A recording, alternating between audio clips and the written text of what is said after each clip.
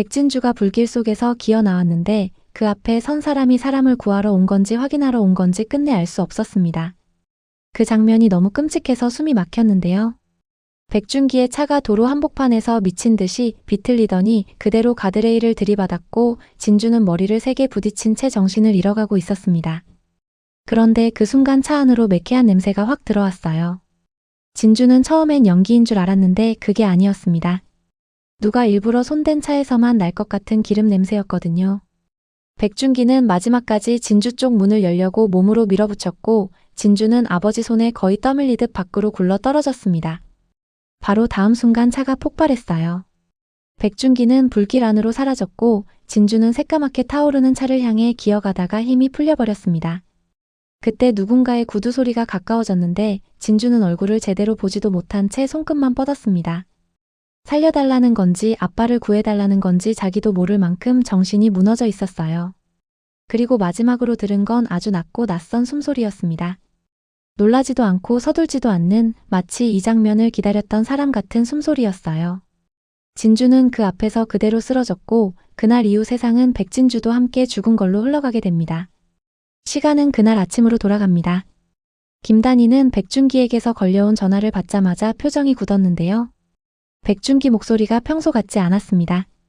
늘 사람을 안심시키던 목소리가 아니라 지금 아니면 안 된다는 사람처럼 급했어요. 백준기는 오늘 안에 직접 움직이겠다고 했고 진주에게 맡겨둔 사서함 열쇠를 반드시 챙기라고 했습니다. 언니 김명희가 남긴 증거와 붉은 진주를 더 늦기 전에 찾아야 한다는 거였죠. 단희는 그 말을 듣는 순간 심장이 철렁했습니다. 왜냐하면 요즘 박태호가 이상할 만큼 조용했거든요. 큰일을 꾸미는 사람은 오히려 그렇게 조용해질 때가 있었습니다. 정윤정이 옆에서 불안한 얼굴로 물었어요. 언니 오늘 꼭 가야 돼? 그러자 단희는 곧바로 윤정을 봤습니다. 가야지. 여기서 또 미루면 언니가 남긴 게 다 사라져. 단희는 윤정에게 늘 반말을 썼고 그 말투 안엔 다급함보다 각오가 더 짙게 묻어 있었습니다. 정윤정도 그걸 알아서 더 말리지 못했어요. 다만 오늘이 지나면 뭔가 되돌릴 수 없게 될 것 같아 겁이 났습니다. 그 무렵 백진주는 아무것도 모른 채 아버지 백준기와 함께 차에 올랐습니다. 진주는 전날부터 마음이 계속 불편했어요. 아델이 위험하다는 말, 민준의 아버지가 어떤 사람인지 조심하라는 말, 그리고 사서함 열쇠를 절대 놓치지 말라는 당부까지 전부 머릿속에 엉켜 있었거든요. 그래도 진주는 백준기와 함께 있으면 견딜 수 있다고 생각했습니다. 백준기는 늘 끝까지 딸을 지키는 사람이었으니까요. 그런데 이상하게도 그날 백준기는 평소보다 말을 아꼈습니다. 자꾸 백미러를 보고 뒤에서 따라오는 차를 의식했어요. 진주는 그런 아버지를 보면서도 애써 웃으며 물었습니다. 아빠 무슨 일 있어? 백준기는 잠깐 망설이다가 말했어요. 진주야, 오늘 무슨 일이 생겨도 아빠가 준 건 절대 놓치면 안 돼. 그 말이 이상하게 마지막처럼 들려서 진주는 더 묻고 싶었는데 끝내 못 물었습니다. 진짜 마지막 말이 될까봐 무서웠거든요. 같은 시간 박태호는 회사에서 아주 태연한 얼굴로 서류를 넘기고 있었습니다. 겉으로 보기엔 그냥 바쁜 회장이었지만 속으론 다른 계산을 하고 있었어요. 백준기는 단희와 연결된 사람이라는 걸 아직 모르고 있었습니다. 박태호에게 백준기는 그저 아델의 합병 문제를 거슬리게 만드는 방해물일 뿐이었죠. 계속해서 외부에서 발목을 잡고 기업 거래를 틀어막고 자기 계획에 흠집을 내는 사람. 박태호는 사람을 미워해서 치우는 타입이 아니라 필요 없어진 장애물을 정리하는 식으로 움직이는 사람이었습니다. 그래서 더 무서웠어요. 감정이 아니라 계산으로 사람을 없애는 쪽이 훨씬 차갑거든요. 박태호는 누군가에게 짧게 지시를 내렸습니다. 확실해야 해. 뒤탈 없이. 그 말은 길지 않았지만 무서웠습니다. 이미 결론을 내려놓은 사람 목소리였으니까요. 최윤아는 그 판에서 자기 발이 어디까지 들어간 건지도 모르고 흔들리고 있었습니다. 최윤아는 박태호에게 잘 보이면 민준 쪽으로 가까워질 수 있을 거라 착각했어요. 해외 연수 얘기, 더 높은 곳으로 올라갈 수 있다는 유혹, 백진주보다 먼저 인정받을 수 있다는 달콤한 말이 윤아를 흔들었거든요. 그래서 최윤아는 누가 시킨 대로 백준기 차 근처를 서성였고 손을 대면서도 스스로를 속였습니다. 큰일 아니라고 그냥 겁만 주는 거라고 자기는 시키는 대로만 하는 거라고요. 그런데 손끝이 떨렸어요. 자꾸 불안했거든요. 그 불안은 양심이라기보단 자기 인생이 망가질까 두려운 공포에 가까웠습니다. 최윤아는 그 뒤로도 몇 번이나 휴대폰을 들었다 놨다 했지만 결국 아무에게도 말하지 못했어요. 이미 너무 늦었다는 걸 본인도 느끼고 있었으니까요. 여기서 결론 내리기엔 너무 빠르죠? 이제부터 진짜입니다. 사고는 너무 정확하게 일어났습니다. 뒤에서 달려온 차가 백준기 차 옆을 세게 건드린 뒤 사라졌고 핸들은 순식간에 말을 안 들었어요.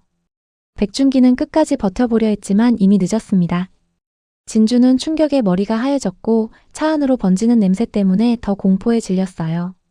불이 붙는 속도가 이상할 만큼 빨랐거든요. 백준기는 그 와중에도 진주부터 밀어냈습니다. 진주야, 뛰어. 그 한마디에 진주는 거의 기어서 밖으로 빠져나왔고 손바닥이 닦아진 채 도로 위를 구르다가 겨우 몸을 돌렸습니다. 그런데 그 순간 차가 터졌어요. 진주는 비명조차 못 질렀습니다. 눈앞에서 백준기가 사라졌다는 걸 머리가 받아들이지 못했거든요. 진주는 울면서도 차 쪽으로 기어가려 했는데 몸이 말을 듣지 않았고 그때 누군가의 그림자가 눈앞에 멈춰 섰습니다. 얼굴은 흐렸고 목소리도 또렷하지 않았어요. 남자인지 여자였는지도 희미했습니다. 다만 그 사람은 진주를 바로 일으켜 세우지도 않았고 놀라서 소리치지도 않았어요. 그래서 더 소름 끼쳤습니다. 진주는 그 낯선 존재 앞에서 그대로 쓰러졌고 세상은 백준기와 백진주가 함께 죽었다고 믿게 됩니다. 김단희가 사고 소식을 들은 건 정윤정 전화를 통해서였습니다. 언니 백 선생님 차가 터졌대. 그 말이 들리는 순간 단희는 그대로 얼어붙었는데요. 처음엔 못 믿었습니다. 아니, 안 믿으려고 했어요. 백준기가 그렇게 허무하게 죽을 사람이 아니라는 생각이 먼저 들었거든요. 하지만 정윤정 목소리가 너무 떨렸습니다. 이미 무언가 돌이킬 수 없는 일이 벌어졌다는 게 느껴졌어요. 단희는 벽을 짚고 간신히 숨을 쉬었습니다. 머릿속에는 명희 언니 죽음이 먼저 떠올랐고 그 다음엔 진주 얼굴이 번개처럼 스쳤어요. 언니의 진실을 쥐고 있던 사람도 그걸 이어받아야 할 아이도 한꺼번에 사라질 수 있다는 공포가 단희를 집어삼켰습니다. 정윤정이 다급하게 말했습니다. 언니 지금 움직이면 안 돼. 누가 지켜보고 있을지 몰라. 그 말이 맞아서 더 잔인했어요. 단희는 당장 뛰쳐나가고 싶었지만 그 순간 움직이면 박태호 쪽에 자기 패를 다 보여주는 셈이었으니까요. 단희는 이를 악물고 윤정에게 말했습니다. 윤정아, 울지 마. 아직 끝난 거 아냐. 진주가 그렇게 쉽게 끝날 애 아니야. 박민주는 한참 뒤에야 소식을 들었습니다. 백진주가 죽었다는 말이 먼저 귀에 꽂혔고 백준기까지 함께 죽었다는 말은 그 다음에야 제대로 들어왔어요. 박민주는 그 자리에서 아무 말도 못했습니다.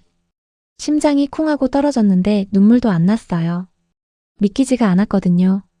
어제까지만 해도 살아있던 사람인데 자기 앞에서 추억을 도둑맞은 기분이라고 힘들게 웃던 사람인데 그렇게 갑자기 사라졌다는 걸 받아들일 수가 없었습니다.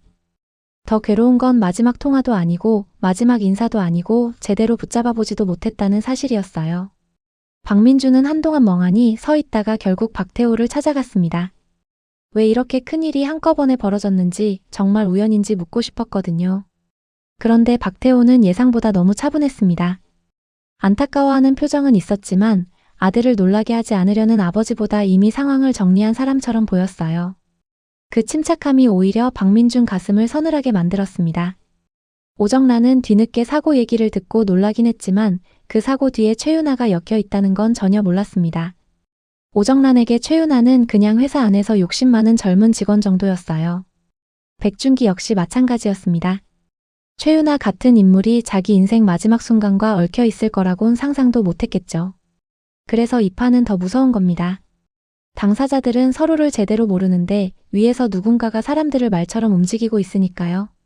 오정란은 박태호 얼굴을 보면서 괜히 불안해졌습니다. 사고가 너무 절묘했고 시기가 너무 나빴거든요. 하지만 오정란도 아직은 확신하지 못했어요. 박태호가 진짜 어디까지 했는지 자신도 모르게 얼마나 더 깊이 묻히게 될지 말입니다. 최윤아는 사고 소식을 듣고 손에서 휴대폰을 떨어뜨렸습니다. 그냥 가벼운 사고라고 했잖아. 사람까지 죽는 일은 아닐 거라고 했잖아. 그 말이 머릿속을 맴돌았어요. 최윤아는 그제야 자기가 무슨 짓을 한 건지 어렴풋이 깨닫기 시작했습니다. 질투 하나로 시작한 일이 사람 목숨으로 번져버린 거예요. 최윤아는 겁에 질려 아무도 없는 화장실에 숨어 손을 씻고 또 씻었습니다. 그런데도 손끝에 계속 기름 냄새가 남은 것 같았어요. 그 냄새가 실제인지 환청인지도 모를 만큼 정신이 무너졌습니다. 그런데 그 와중에도 최윤아는 제일 먼저 자기가 들킬까봐 무서웠어요. 양심보다 공포가 먼저 올라오는 자신이 더 싫었지만 그게 최윤아의 한계이기도 했습니다. 그리고 바로 그때 누군가가 보낸 짧은 문자 하나가 들어왔어요. 입 다물면 산다. 발신자는 없었습니다. 최윤아는 그 문자 하나에 숨이 턱 막혔고 자기 발로 더 깊은 구덩이에 들어왔다는 걸 실감했습니다. 한편 어딘가의 낯선 공간에서 진주는 아주 천천히 눈을 떴습니다. 몸은 불에 그을리고 상처투성이었고 목에서는 소리도 제대로 안 나왔어요. 처음엔 자기가 살아있는지도 믿기지 않았습니다. 그리고 다음 순간 백준기가 떠올랐고 진주는 숨도 못 쉴 만큼 울컥했어요. 하지만 울음조차 크게 못 터뜨렸습니다. 여기가 어딘지 누가 자기를 데려왔는지 아는 게 하나도 없었거든요. 다만 분명한 건 하나였습니다. 백준기는 죽었고 세상은 자기도 죽은 걸로 믿고 있다는 사실이요. 진주는 그 사실을 깨닫는 순간 이상하게 차가워졌습니다. 슬픔이 사라진 건 아니었는데 슬픔 위에 더 큰 감정이 올라왔어요. 누군가 아버지를 죽였고 자기도 같이 없애버리려 했다는 분노였습니다. 그리고 그 순간 진주는 처음으로 생각했습니다. 백진주로는 안 되겠구나. 백진주로 살아있으면 또 죽으라고 달려들겠구나. 살아남으려면 죽은 사람이 되어야 하고 다시 돌아오려면 다른 얼굴과 다른 이름이 필요하다는 걸요. 이 사람의 진짜 감정은 아직 나오지도 않았습니다. 백진주가 세상에서 사라진 자리에서 누가 다시 걸어 나올지, 김단희가 언제 민준 앞에 진실을 꺼내들지, 박태호가 치운 줄 알았던 장애물이 어떻게 칼이 되어 돌아올지, 최윤아가 침묵을 끝까지 지킬 수 있을지 새로운 붉은 진주의 이야기는 지금부터가 진짜 시작입니다.